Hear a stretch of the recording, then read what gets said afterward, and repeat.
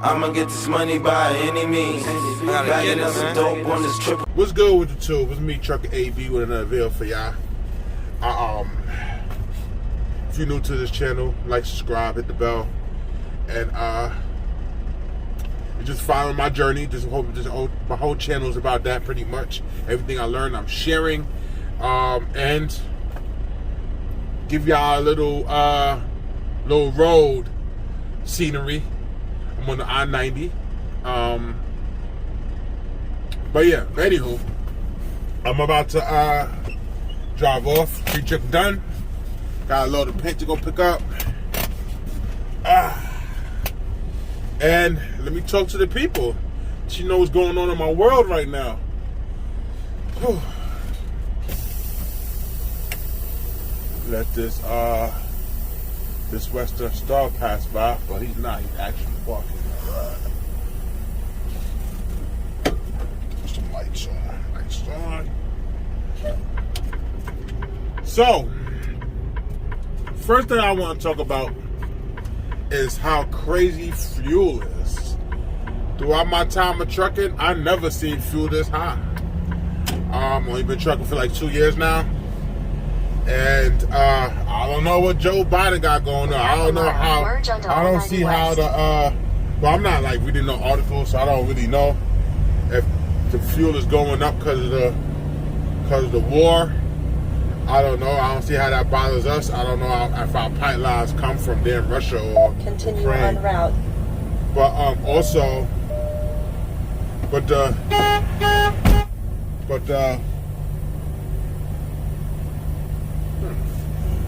the fuel was going up even before.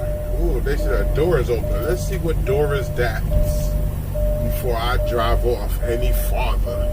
Hold on, guys. Check all the doors.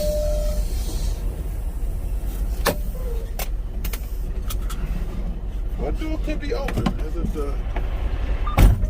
It could be my passenger door. Yeah, that seems like that was pretty open. Oh, look at this lady doing flatbed. Look at that. Ladies out here grinding doing flatbed. Look at this, y'all. Y'all see that? Making sure that load is tight. I wonder if she climbed up there. I doubt that. But anywho, we talking about fuel. Yeah, feel crazy, man. While I was leaving North Carolina to come up here to deliver a load of paint, the Lowe's that's closest to me, there's a Lowe's that's not too far from me. But I haven't filled up there. It was $5.20 something, and I was like $5.20 something. When I got home, it was $4.50 something. So I don't know how I went up so fast. So, but I had to fuel up. I needed fuel. I spent $700 something to fill up, man. And I figured one reason why I filled up, usually I fill up for the load. I didn't know what I was going to drive into going up north. So probably could have done my research better, going through trucker path and all that good stuff. But hey, we gotta get fuel anyway. So it's just I just looked at it as like, just gotta get fuel. What can I do? You know what I'm saying? So but the reason why I even made this video, I want to talk about leasing. Lease purchase, and all that good stuff. Is it a good option for some people? It can be. I don't know about lease purchase. I'm kind of not really into lease purchase at all. I want y'all to understand the lease that I'm on. I'm leased through my carrier, so anybody that don't understand what's going on with me, this is what's going on with me. For them to lease the equipment at my carrier, they have to see how you run. The owner or the CEO makes a decision on your performance. So I must have performed well because they let me lease. And I'm like 8 months in at the time as a company driver. still 1099, but the company driver. When they gave me the option to lease, I was like, sure, hell yeah, why not? Or I could have did it sooner. I think after 6 months you can, or 3 months. For me, it was 6 months. They probably do moving faster because they can't get trucks like they really want to. So they probably changed that pretty much. I know they're looking for a lot of owner operators right now, so who knows? But anyhow, for the lease, you know, my lease is around, and I rent the trailer. It's almost like a stack a week. It's like a stack a week. You know what I'm saying? A stack a week.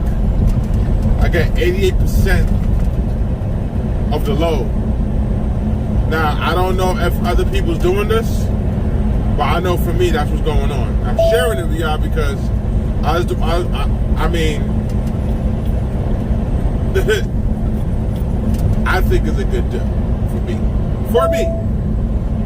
Now there's little deductibles they take out, like I'm using their, now this is the same truck I used also for company.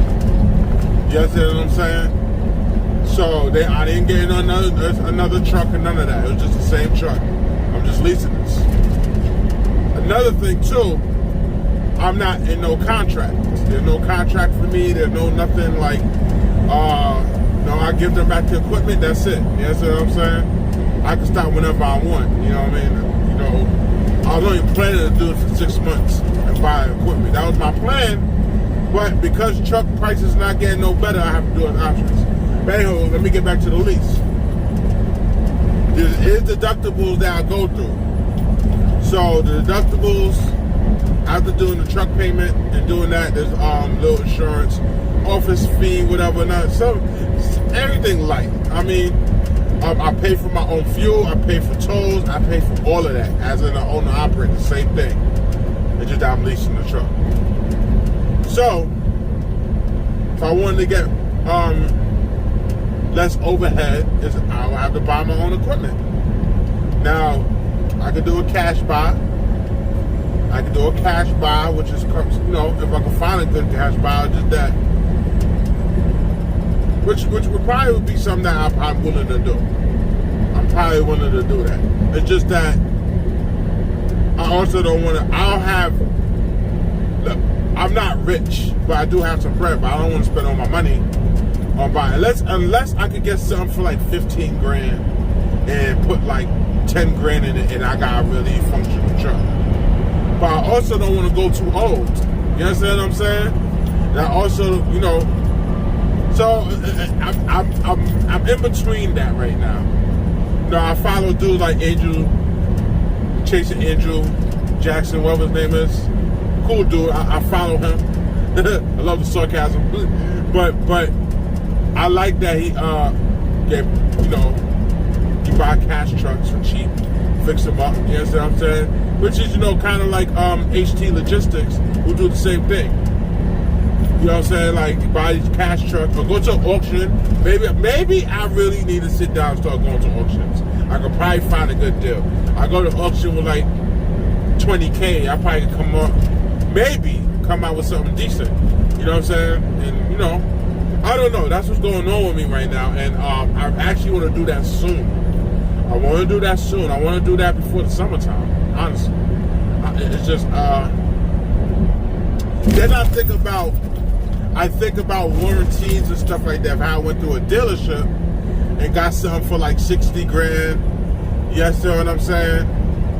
But if I get something for 60 grand, the mileage going to be out the roof. So this is the climate I'm in right now. You understand what I'm saying? So I'm thinking about what's the best route for me. You know, let me get a tractor first. Then I'll look for a trailer eventually. Probably most likely a reefer. You know, I don't mind reefer. I like how reefer is, but I will get a reefer that has like a flat surface though, not with these grooves in it. In 1.5 miles, keep right. That's where I'm at with it right now, man. Like, I don't know. Another thing was going on right now. The rate's not that great right now in the reefer world. I don't know. I guess it's for everybody. I don't know why they be down right now with the way the fuel prices are. So they kind of like, yeah, you know what I'm saying? But we still out here. We still gotta get the money now. Okay, we gotta pay a little extra fuel, you know. Let's eating out. You know what I'm saying? Due diligence on everything. Just be a little smart with your money. That's all. That's why it's always good to save up, man. You understand what I'm saying? Always save your money up. And don't put your money in one place. If you're an owner operator or you're leasing or whatever, even if you're a company driver, just make sure you're saving your money, man. Try to save your money as much as you can. If you're with Western Express, you only see $800 or $700 a week. Try to save $100 of it, at least. You know what I'm saying? Just put money down. Put money down as much as you can, man. It helps you in the long run. You understand what I'm saying? No matter what. Keep right at the And it took me a long time to start saving money. It's easier now because I'm making way more money, but before it was like, I couldn't catch a break. You know? South for 1 mile. But exit right. Anybody that's thinking about on the op leasing, I'm not a fan of lease purchase, even though I did lease purchase with Western Express. But obviously I only did it for a month. Western Express, you know, y'all already know how I feel about the mega carriers and their programs. But I see a lot of owner operators going to the big companies. I see owner operators pulling night trailers, JB Hunt. They pulling the Swift trailers, but they probably getting good deals out of that. It's different. You know what I'm saying? Keep right at the fork to stay on I-90 West. The thing is with them, they got work for days. Their trailers are everywhere. So, you know, they dropping hooks all day, probably moving like Amazon, you know what I'm saying? Exit right. So they probably making decent bread. As a matter of fact, when I was with Swift, I knew a couple owner operators who had a fleet of trucks. Keep right. And making a good amount of money with Swift, tell you the truth. Well, I remember they wouldn't land a lot of people in, but right now, because of the way the climate is, they probably letting people rock right now, you know what I'm saying? For 14 miles. I also realized in trucking that things is always changing. Things is always changing.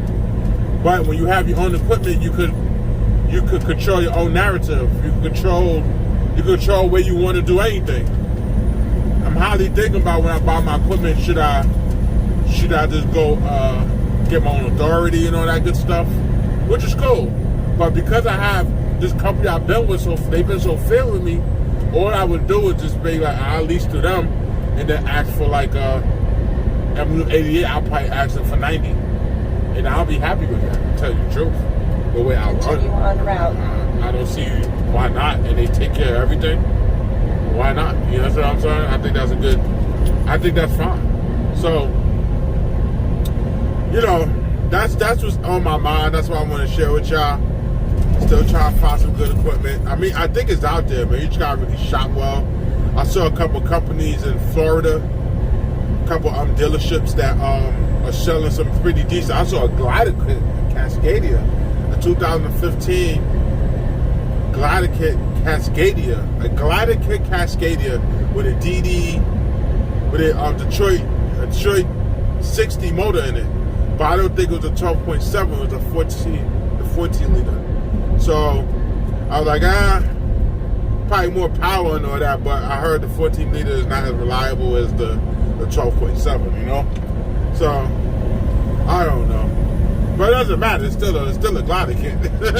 You know what I'm saying? The Frontal Cascadia with that is that's really rare. You know, so who knows? You know, but I gotta do something. Another thing, because the way that things are, even if I go that route, maybe I should just get funding and just not use my own money. You know what I'm saying? Maybe I go to a dealership, do that and get a trailer and build my business credit. You know? Figure it out. You figure it out. I know if there's a will, there's a way. So that's what's going on with me right now in my climate. On route. Other than these crazy high prices and slow ass prime in front of me, shout out to Prime, man. Everybody that's starting off with Prime, I just don't understand why their trucks have to be so slow. Why y'all got them governing like 61 or something like that? I'm pretty sure they don't go 65. I could cruise at 70, so you know. Oh, should we try to get over my guy? I'm sorry. I gotta try and get over in the Volvo. But anywho, I'm gonna conclude this video with that. Just trying to get equipment, man. Working hard, saving up. You know, working on this credit. My credit is a lot better. I think earlier in my people that really been following me from the jump, they know what my ambitions are, the things I'm trying to do. And now I'm just trying to get to the next level, man. You understand what I'm saying? I also do a lot of research to see how on the operators, on the people that how they feel, why they do feel, you know? Most of them don't feel, most of them don't manage their finances well, and that's the reason why. I'm not saying I'm the best person that manages finance well, but I learned to control my money, don't have my money control me.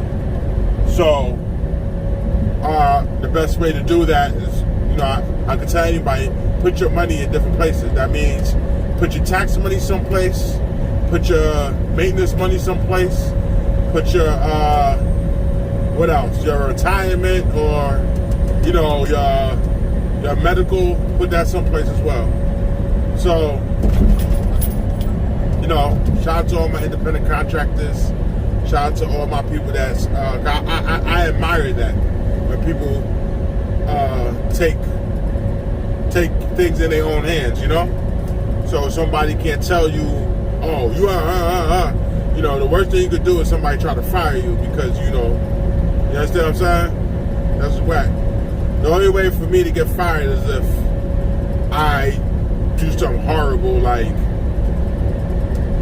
basically fail a drug test or crash or kill somebody or do something really reckless. You know what I'm saying? You know, so that's one thing. You just gotta keep your nose clean, do what you gotta do out here, man. This is a profession. You understand what I'm saying? You're a professional driver, so you gotta move as a professional. End of the day, that's what I'm gonna end it as. I kind of dragged this video, but it's much love, man. I'll holler at y'all.